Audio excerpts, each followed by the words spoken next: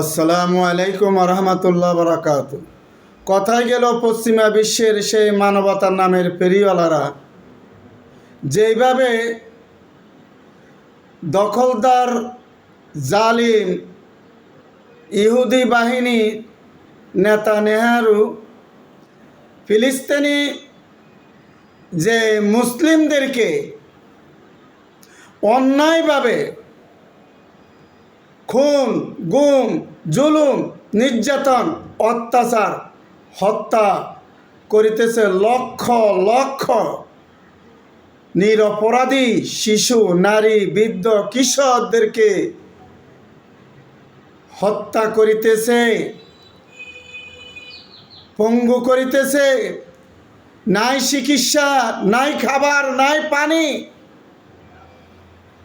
তাদের যেই চিৎকারে তাদের যেই নির্যাতনের দৃশ্য দেখলে কোনো মানব সভ্য যে বসে থাকতে পারে না। এই নেতানিয়াহু মানুষ নয়, একটা জালিম জানোয়ার, হিংস্র জানোয়ারের থেকেও তার বাহিনী এবং সে জঘন্য।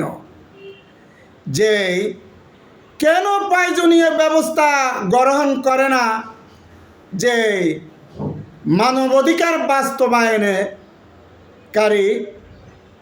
জাতীয় সংঘ। আসসালামু আলাইকুম রহমতুল্লাহ বরাকাত।